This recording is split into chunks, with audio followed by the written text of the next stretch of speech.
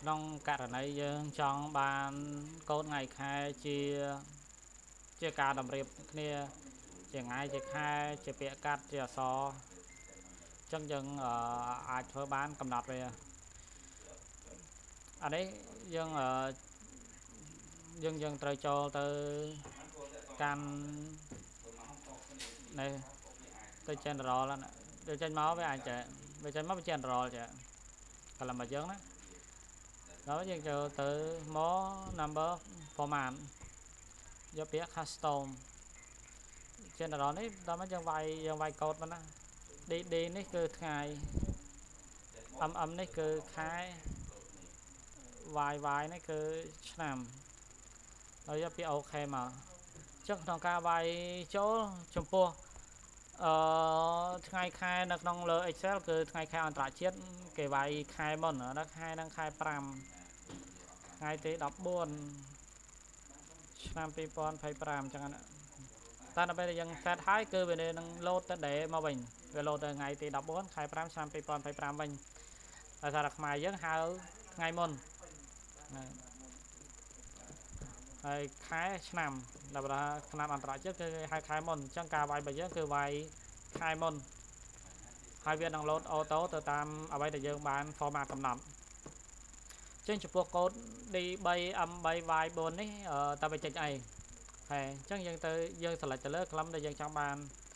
បន្តមកយើងចូលទៅ general តែយក more number format យកពាក្យ custom select លើ general នេះមកលុបវាចេញ VDD មក3ណាដក clear MM 3 YY 4អូខេមកអញ្ចឹងខ្ញុំវាយថ្ងៃទី5ខែ5ថ្ងៃទី14ឆ្នាំ2025ណាវា load ជាអក្សរកាត់ឲ្យយើងហើយឆ្នាំគឺឆ្នាំពេញដែរចុះចំពោះកូដ D5 ណែ D4 ដង M4 3ដង Y5 Y4 ដងនេះហ្នឹង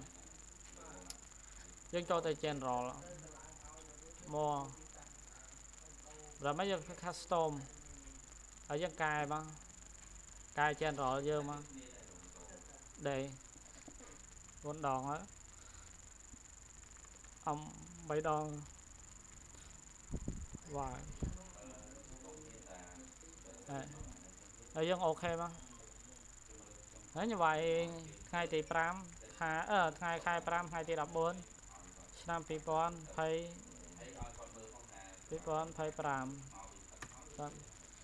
ណាធំតិចWednesday អក្សរពេញមកនេះចេះអក្សរពេញចឹងនេះតម្រងនេះកាត់អានេះវាដូចតែខាងលើដែរយើងអាចដូរសញ្ញាដូរក្បៀសវាហ្នឹងដាក់សញ្ញាអីមកក៏បានដែរហើយយើងចូលទៅ general យកមក number format យកពាក្យ custom ដែរហើយវាយកូដយើងមក dd ក្បៀស1 mm ក្បៀស1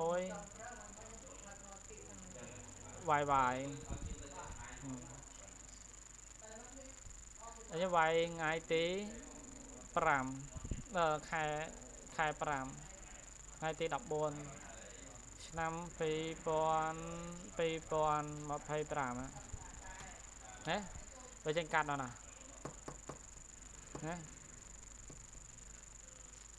វាចេញមកចឹងតាមកូដដែលយើងកំណត់ហើយយើងចង់ដាក់ឆ្នាំមកមុនដាក់យើងចូលទៅ general ដែរ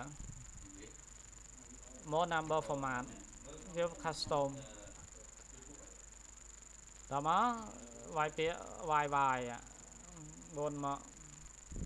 ហើយដក clear មកបាច់ដាក់ក្បៀសដែរ M 3ដងមក